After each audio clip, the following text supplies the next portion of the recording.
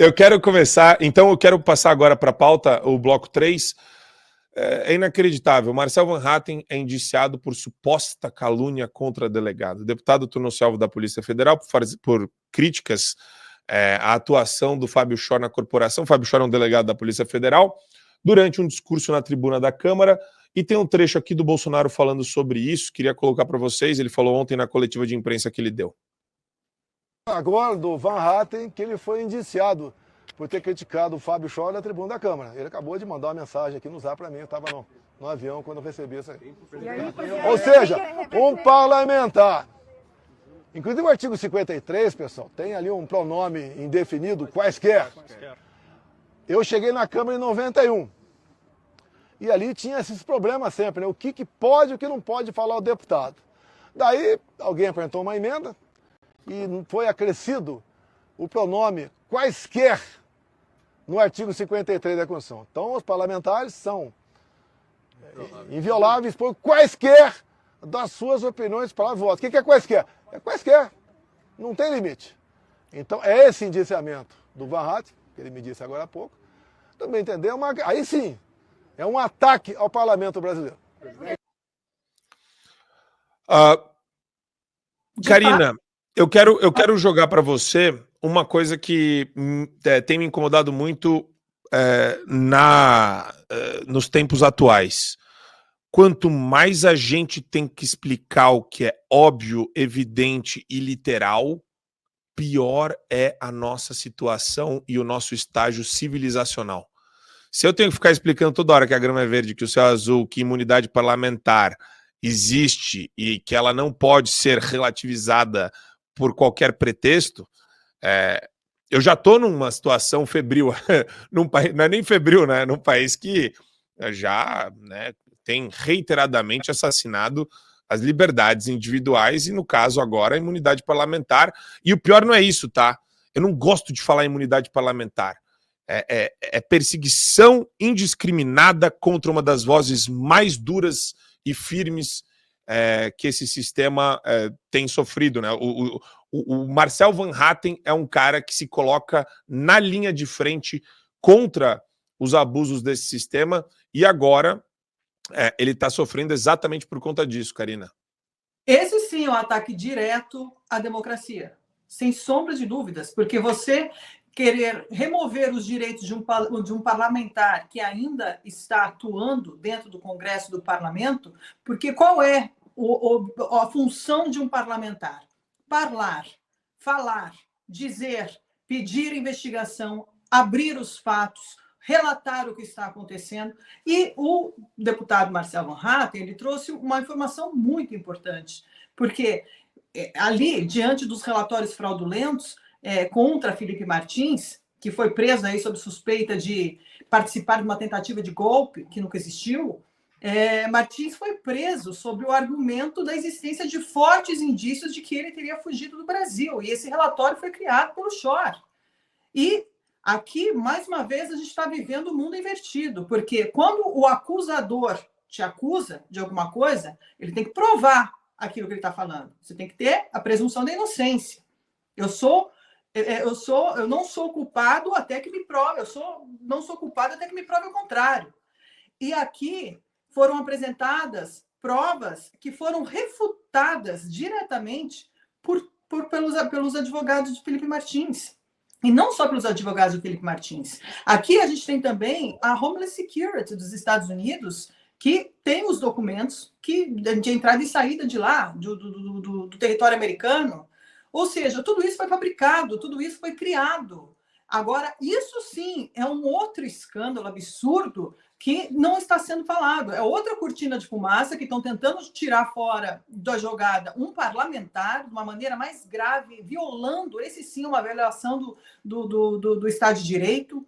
É, de fato, uma violação do Estado de Direito você remover as prerrogativas de um deputado de ter o direito de vir e questionar o que está sendo feito dentro dessa juristocracia.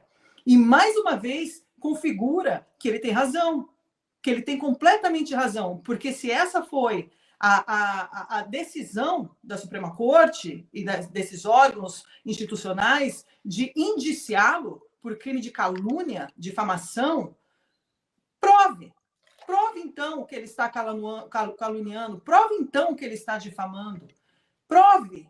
Não tem provas. Aqui, mais uma vez, existe um tribunal midiático, que é a famosa grande mídia, que é o braço armado desse poder, que está condenando pessoas sem que elas sejam condenadas. Está dando vereditos a pessoas, julgamentos a pessoas, gravíssimo, porque é um parlamentar que representa milhões de pessoas, porque ele está ali eleito pelo povo, ele foi colocado ali porque ele é a voz do povo. E você não está calando só o parlamentar, você está calando também as milhões de pessoas que votaram nele. Isso sim é um atentado gravíssimo contra o Estado Democrático de Direito. Para quê? Para acobertar, mais uma vez, todas as falcatruas e todas as ações questionáveis que essa Suprema Corte vem executando de maneira não mais velada, porque isso tudo foi revelado também através do Twitter Files.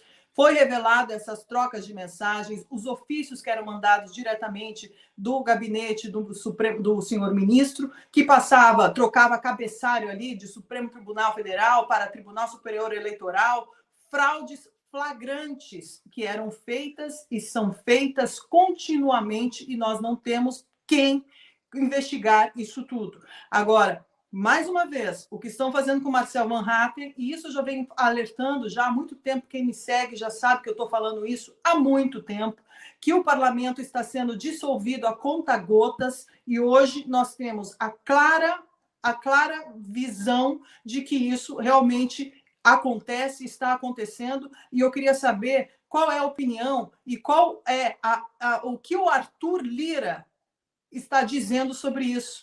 Eu quero saber o que o presidente da Câmara vai dizer em relação aos seus deputados, porque se isso continuar acontecendo, que já aconteceu, que nós sabemos muito bem quais são as configurações aqui desse crime, que para a gente, né, não dizer outra coisa, porque aqui nós estamos falando de mafiotocracia.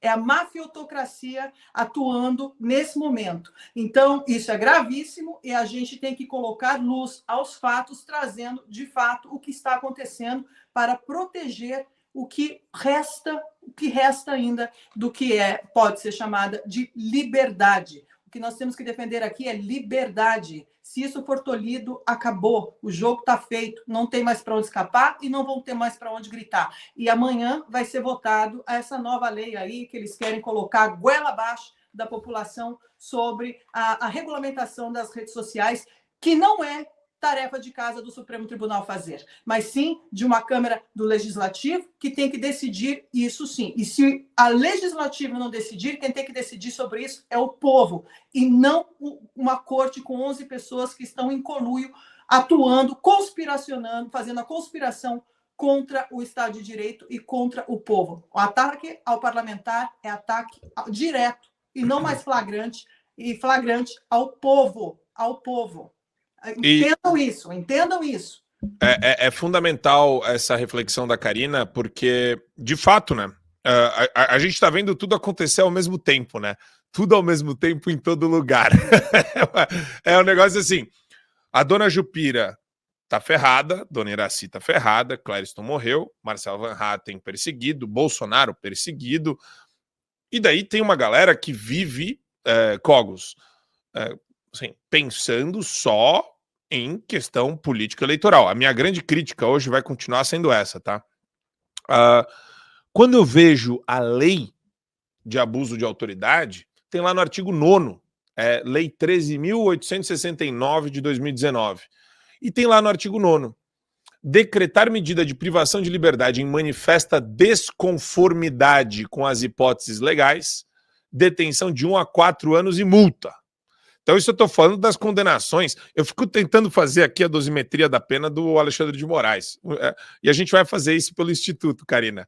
A gente vai fazer uma dosimetria de pena do Alexandre de Moraes. Mas tem longa, muita... É longa. E aqui tem, no parágrafo único, incorre na mesma pena a autoridade judiciária que, dentro de prazo razoável, deixar de relaxar a prisão manifestamente legal, substituir a prisão preventiva por medida cautelar diversa. Ele fez isso centenas de vezes. Ou de conceder a liberdade provisória, quando manifestamente cabível, deferir liminar ou ordem de habeas corpus, quando manifestamente cabível.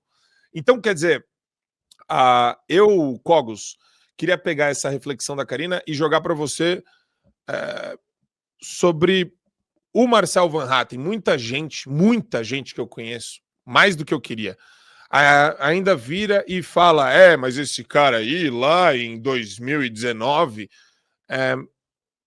como que você enxerga a necessidade da gente se organizar melhor e deixar essas discussões periféricas ou acessórias de lado só para resolver um problema concreto que a gente tem?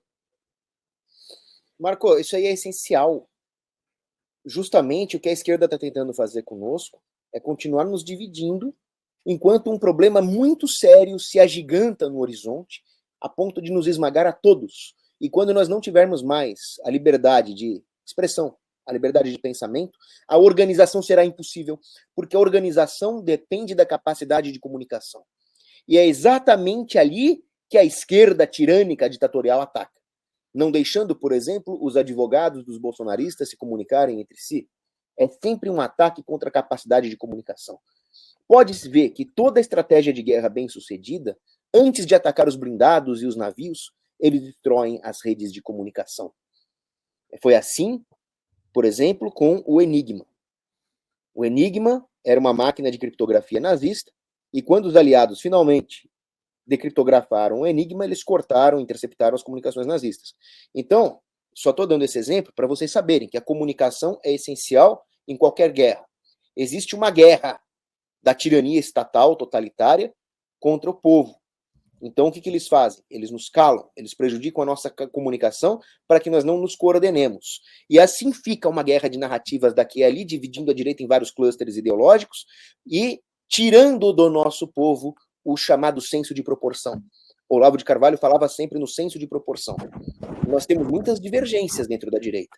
Vocês acabaram de ver ali a briga que eu tive com a Adriles. Agora, nós não podemos perder de vista que nós estamos sendo esmagados por um terrível inimigo que vai nos tirar qualquer chance de resistência. Nós estamos vendo muitas formiguinhas e esquecendo do enorme camelo que é a ditadura judiciária que tem no Brasil. E podem ter certeza que todo Stalin tem o seu Laurent Beria. Todo ditador comunista tem o seu chefe de polícia que persegue e investiga os opositores, que muda o foco da investigação, passando por cima da lei, passando por cima do direito processual, passando por cima da legalidade, para perseguir opositores, para perseguir dissidentes. O Laurent Beria fez isso na União Soviética, e nós estamos vendo isso acontecer aqui no Brasil. Esse sujeitinho aí, o delegadinho aí, o tal do Shor, né? O que ele está fazendo? Ele está perseguindo pessoas por dar a sua opinião. Ele está perseguindo um parlamentar por exercer a sua função de parlamentar, que é isso que a Karina muito bem falou. Abrir investigações, questionar, apontar erros, fazer críticas. É para isso que os parlamentares são eleitos. Então, o ataque contra o Marcel Van Hatten é um ataque não só contra o povo que o elegeu, do qual ele é representante, mas é um ataque contra todo o povo brasileiro. É um ataque contra os mecanismos correcionais, os contrapesos manifestos no legislativo brasileiro. É um enfraquecimento do legislativo diante da ditadura judiciária que se agiganta.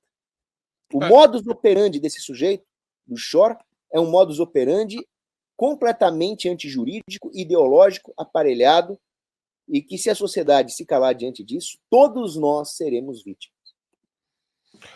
E isso me deixa estarrecido. Eu tinha até selecionado outras matérias aqui, e eu vou te falar, Adriles, não é a ilegalidade do dia que a gente discute mais. É uma profusão de ilegalidades. Marcos, E todas oriundas... Só uma correção, eu me empolguei aqui, eu cometi um erro. Na verdade, o Enigma era a máquina do Turing para decifrar a criptografia nazista. Muito bem lembrado aqui pelo Everton. Boa. Mas boa, obrigado. Foi um... Antes da gente entrar no recado que a gente vai dar, Adriles, eu queria te ouvir sobre isso, porque eu tenho um pouco de receio, sim, Adriles, de viver E isso não quer dizer que eu vá parar de lutar ou perder energia. A gente tem que se manter enérgico e se manter firme em qualquer circunstância. Mas o fato é que, se esse negócio continuar dessa forma, eu vejo com preocupação as lideranças políticas cada vez mais aderentes ao centrão. E eu vou falar a real, né? O que me incomoda mais não é a galera do ruído ou a galera da turba que fica inventando conceitos e falando, agora vocês têm que se ferrar, fulano, cicrano, sei lá. Intergaláctico. Esse pessoal não é nem o que me incomoda mais. O que me incomoda mais são os governadores, Adriles. Eu não vou tirar da minha cabeça que o silêncio dos governadores é uma mácula na história de todos eles. A gente está vendo a reprodução daquele famoso poema do Martin Niemöller, que era um pastor luterano no período do pré-nazismo. Né? Primeiro pegaram os negros, eu não falei nada, não era negro, não falei nada. Segundo pegaram os judeus, eu não era judeu, não disse nada. Depois pegaram os deficientes, os homossexuais, eu não era homossexual, não era deficiente, eu não disse nada. Depois vieram me buscar. Aí eu não tinha ninguém a recorrer. Estou resumindo a ideia desse poema, que é exatamente isso. Uma ditadura, ela pega todo mundo. Tá? Começou essa ditadura, eu acho que assim, o marco inicial, exatamente, o marco inicial não, o marco mais profundamente desagradável e tosco e trágico foi quando a Câmara Legislativa entregou de bandeja a cabeça do Daniel Silveira para a ditadura. Se o Daniel Silveira não tivesse sido cassado, naquela época, ele não teria sido preso. Se ele, eventualmente, não tivesse sido preso e a Câmara entregou ele porque tinha antipatia pessoal, porque ele não se comunicava de maneira diplomática com seus pares, ele não teria sido saído exatamente do seu mandato e preso imediatamente, mesmo tendo sido indultado pelo presidente Bolsonaro. Agora eles voltam a perseguir outros parlamentares. A gente já falou, já reiterou, que qualquer deputado, e hoje todo mundo sabe isso no Brasil, tem a sua opinião inviolável por quaisquer palavras, qualquer atos, palavras, e isso tem um fundamento. O deputado, ele é representante daquela fatia eleitoral que o elegeu, ele fala por nós. A gente vive numa democracia representativa, ainda que o deputado, muitas vezes, na maioria das vezes, não represente a voz da soberania popular. É uma dicotomia complicada da democracia representativa, mas é o que temos. Como diz o Churchill, é o menos pior dos sistemas. Quando você prende um deputado, quando você processa um deputado por uma opinião absolutamente legítima, que é a obrigação funcional de um deputado, que é exatamente fiscalizar outros poderes. O que ele estava falando? Estava falando de um delegado que foi parcial na condução da sua investigação, parcial na condução da investigação proposta por um judiciário que é absolutamente ditatorial hoje, que está prendendo, censurando, perseguindo, massacrando pessoas. Um deputado que está defendendo exatamente a democracia na sua base, na base do legislativo, está defendendo o próprio legislativo. E aí, quando a gente vê legisladores, senadores, outros deputados, mais executivos, governo executivo, governadores, prefeitos, se silenciando diante desse descalabro, a gente vê a reprodução desse poema terrível do Martin Niemöller. Eu não sou o Van Hatten, eu não sou o Bolsonaro, mas aí são pessoas de poder. As pessoas falam exatamente pior do que isso. As pessoas de poder, a pessoa dessa elite espúria, dessa hierarquia, Paulo Cogos, espúria colocada artificialmente no Brasil hoje. Eu não sou a dona Jupira, condenada a 17 anos de cadeia. Eu não sou o Clériston, morto na cadeia por omissão de um juiz canalha, que era um homem diabético, doente, que foi colocado na prisão a troco de rigorosamente nada, porque passeou na Praça dos Três Poderes e morreu. Morreu depois de 1 ano encarcerado, sob acusação de rigorosamente nada. É isso que pensa Tarcísio? É isso que pensa o Jorginho? É isso que pensa o Caiado? É isso que pensa o Zema? Eu não sou Clériston.